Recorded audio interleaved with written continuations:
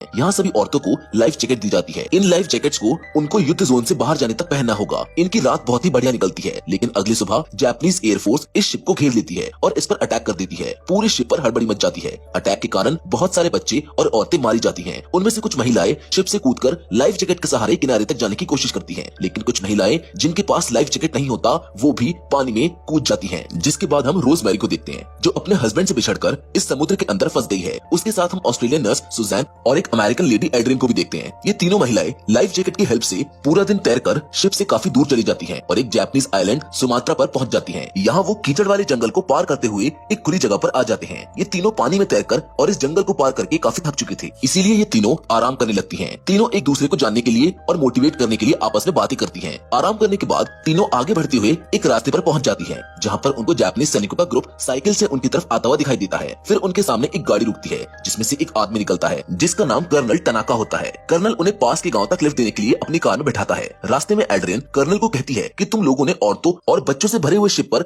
Attack करके बहुत बड़ी गलती की है। क्या तुम्हारी इंसानियत खत्म हो गई है? वो कहती है कि तुमने शिप पर अटैक करके जेनेवा समझौते को तोड़ा है, लेकिन कर्नल टनाका कहता है कि जापान ने कभी भी इस समझौते पर दस्तखत नहीं किए। फिर कर्नल इन तीनों को एक गाँव में लाकर ड्रॉप कर देता है। यहाँ पर एक जापानी सैनिक बिना बात के रोजमेरी को थप्पड़ मारता है, जिसके बाद वो इन तीनों को घसीटते हुए एक जगह पर ले जाता है जहाँ पहले से बहुत सारे लोग थे। उन्हें पता चलता है कि जो लोग शिप पर जापानीज सैनिकों के द्वारा पकड़े गए थे वो अभी यहाँ पर मौजूद हैं। फिर सुजैन अपनी फ्रेंड से मिलती है और सभी औरतों को जिंदा देखकर काफी खुश हो जाती है। फिर इन सभी को एक प्रिजन कैंप पे ले जाया जाता है। इस कैंप में बहुत सारे देशों के लोग कैद थे, जो कि अलग अलग कास्ट के थे, और ये देश वो थे जो वर्ल्ड वॉर 2 में जापान के खिलाफ खड़े थे। अगली सुबह इन सभी को उठाया जाता है। उन्हें एक जगह इकट्ठा होने का ऑर्डर दिया जाता है। अब इनके साथ जानवरों जैसा सलूक होने वाला है। इन्हें एक जगह इकट्ठा करके कर्नल अनाउंस करता है कि अब से तुम सभी जापान की गवर्नमेंट के कैदी हो और अब तुमको यहाँ पर हमारे रूल्स को फॉलो करना होगा। फिर एक औरत कुछ बोलने लगती है, तभी सार्जेंट उसको थप्पड़ मार के चुप करा देता है। फिर जापान के फ्लैग को लगाकर उनका राष्ट्रगीत बजाया जाता है और सभी को इसके रिस्पेक्ट में झुकने के लिए फोर्स किया जाता है। जिसके बाद यहाँ पर एक ट्रक आता है और उनको खाने के लिए सड़ी हुई सब्जियां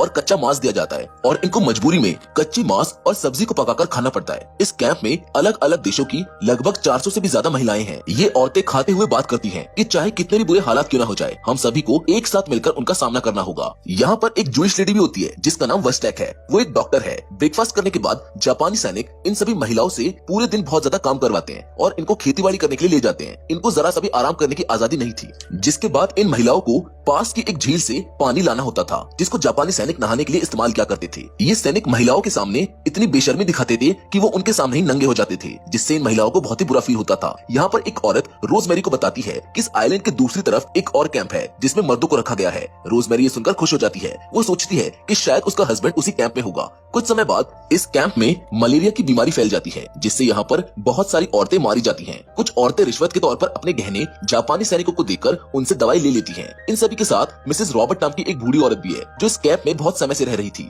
मिसेस रॉबर्ट को भी मलेरिया हो जाता है, लेकिन उनकी दवाई का कोई भी इंतजाम नहीं हो पाता। इसी रात को एक जापानीज औरत जिसका नाम विंग होता है, जो इसी कैंप की मेंबर है, दवाई लाने के लिए इस कैंप से चोरी छुपे बाहर जाती है और अपने साथ दवाई ले भी आती है। लेकिन जब वो वापस आती है तो कैंप के गार्ड्स अलर्ट हो जाते हैं, पर विंग अपने कैंप में पहुंच जाती है और मिसेस रॉबर्ट को दवाई दे देती है, जिससे उनकी हालत में सुधार हो जाता है। लेकिन जब कर्नल तनाका को कैंप में हुई इस बात का पता चलता है तो अगली सुबह वो विंग को सबके सामने सजा के तौर पर जिंदा ही जला देता है, जिसको देखकर सभी महिलाएं डर जाती हैं। अब आगे हम एड्रिन को देखते हैं, जो गाना गुनगुना रही थी। उसके पास एक और महिला आती है जिसका नाम डेजी होता है। उसे भी म्यूजिक का बहुत शौक है। दोनों को म्यूजिक पसंद था, इसीलिए दोनों की आपस में बहुत बनती है। फिर दोनों डिसीजन लेती हैं कि हम एक म्यूजिकल बैंड ग्रुप बनाएंगे और ये दोनों म्यूजिकल नोट्स बनाने लगती हैं। फिर ये बाकी की महिलाओं को अपने ग्रुप में आने का इन्विटेशन देती हैं। कुछ औरतें तो मना करती हैं, लेकिन कुछ इनके साथ जुड़ जाती हैं। वैसे एक चीज का यहाँ पर ध्यान रखना है कि अगर जापानीज सैनिकों को पता चला तो म्यूजिक ग्रुप की सभी महिलाओं को वो लोग जिंदा जला देंगे, लेकिन फिर भी बहुत सी महिलाएं उनके साथ जुड़ जाती हैं। जिसके बाद हम एक बार फिर से मिसेस रॉबर्ट को देखते हैं, जो निचली कास्ट वाली औरतों को भला बुरा कह रही थी। तब उसकी बेटी उसको समझाते हुए बताती है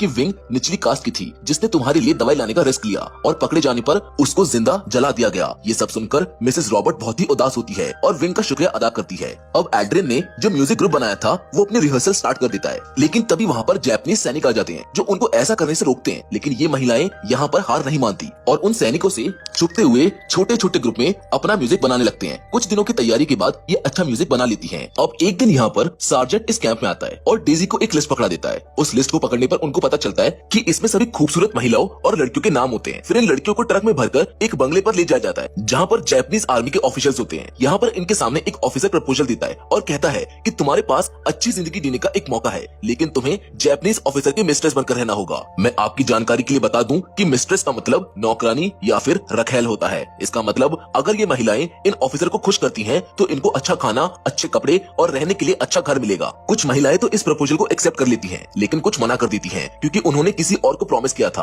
अब इसी तरह समय बीत रहा था और वर्ल्ड वॉर 2 अभी तक चल रही थी। इस समय में कैंप के अंदर बहुत सारी औरतें मारी जाती हैं। एक दिन सूजन उस औरत के कमरे में जाती है जिसका नाम वर्स्टेक होता है, जो एक डॉक्टर होती है। सूजन देखती है कि वर्स्टेक एक डेड बॉडी के दांत में से सोने का दांत निकाल रही थी। वो कहती है कि अब ये दांत उसके किसी काम का नहीं है, लेकिन हमारे काम जरूर आएगा। सूजन को ये सब गलत लगता है, लेकिन तभी हमको ये पता चलता है कि वर्स्टेक सोने की चीजों के बदले सैनिकों से दवाई लाया करती थी। वो सूजन से भी कहती है कि तुमको भी ये सब सीखना चाहिए ताकि तुम भी लोगों की हेल्प कर सको। उसी रात जब एड्रिन अपने कैंप से बाहर जाती है तो एक सैनिक उसको पकड़कर असॉल्ट करने की कोशिश करता है, लेकिन एड्रिन ने सेल्फ डिफेंस में धक्का देकर उस सैनिक को कीचड़ में फेंक दिया, जिससे उसको काफी गुस्सा आ जाता है। तभी कुछ सैनिक आकर एड्रिन पर इल्जाम लगाते हैं कि उसने एक सोल्जर पर हाथ उठाया है, इसलिए उसको पूरी रात पिंजरे में रखा जाएगा। अब अगली सुबह कर्नल टनाका यहाँ पर आता है, जिससे वो सैनिक झूठ बोल देता है कि एड्रिन ने उसका ऑर्डर मानने से मना कर दिया, इसलिए मैंने उसको टच किया। अब टनाका एड्रिन के साथ बदतमीजी करते हुए उसको बुरी तरह से लाते मारता है और कहता है कि तुमने हमारे सोल्जर की डिसरिस्पेक्ट की है। जिसके बाद कुछ औरतें सीनियर ऑफिसर के पास जाकर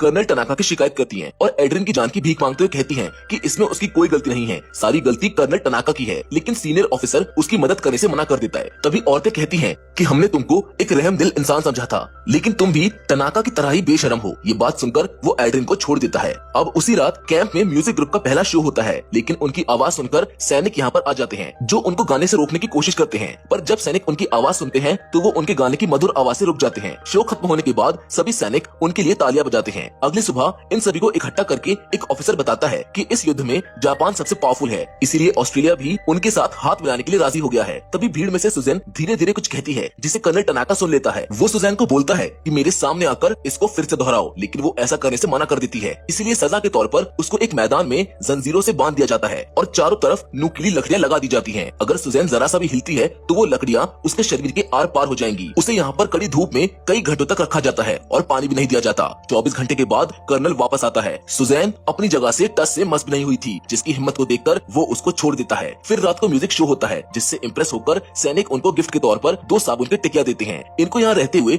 अब 2 साल बीत चुके हैं और अब इनको किसी दूसरी जगह पर शिफ्ट कर रहे हैं जहाँ पर ज्यादा सुविधाएं नहीं होंगी। जब उन्हें यहाँ से ले जाया जाता है तो उनकी नजर उन लड़कियों पर पड़ती है जो ऑफिसर के मिस्ट्रेस बनने के लिए राजी हुई थी। तभी रोजमेरी अपने हस्बैंड को देखती है जिसे जापानी सोल्जर गाड़ी से ला रहे थे। वो देखकर समझ जाती है कि सोल्जर उसके पति को मारने वाले हैं, जिसके बाद इनको दूसरी जगह पर शिफ्ट कर दिया जाता है। इस जगह पर रहने और खाने की कोई भी व्यवस्था नहीं थी, इसलिए इन्हें सांपों को पकड़कर खाना पड़ता है। अच्छा खाना ना मिलने की वजह से बहुत सारी औरतें बीमार हो जाती हैं और मारी जाती हैं, जिनमें मिसेस रॉबर्ट की भी जान चली जाती है। उधर रोजमेरी ने अपने हस्बैंड की याद में खाना छोड़ दिया, जिसकी वजह से कुछ ही दिनों में उसकी भी मौत हो जाती है। मरी हुई सारी महिलाओं को वहीं पर दफना दिया जाता है। जिसके बाद 24 अगस्त 1945 को आर्मी चीफ वहाँ पर आता है और कहता है कि जंग खत्म हो चुकी है। वो इन महिलाओं के साथ हुए बुरे व्यवहार के लिए उनसे माफी भी मांगता है, जिसके बाद इन सभी औरतों को आजाद कर दिया जाता है, जिससे ये सभी बहुत खुश होती हैं और एक दूसरे को गले लगाती हैं। इन महिलाओं के जज्बे को सलाम करना चाहिए, क्योंकि ऐसी मुश्किल की घड़ी में ये सभी एक दूसरे के लिए ढाल बनकर खड़ी रही। जिसके बाद इन सभी को सिंगापुर भेज दिया जाता है, जहाँ से ये सभी अपने अपने घर चली जाती हैं। ये मूवी तो यहाँ पर खत्म हो जाती है, लेकिन मैं ये सवाल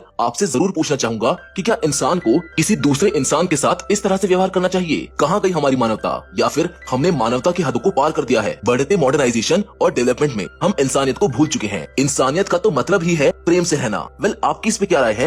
आप हमको कमेंट करके जरूर बताएं। क्योंकि फिलहाल तो आज की वीडियो में बस इतना ही, लेकिन हम फिर से जरूर मिलेंगे और वो भी एक और नई इंटरेस्टिंग कहानी के साथ। पर तब तक के लिए धन्यवाद।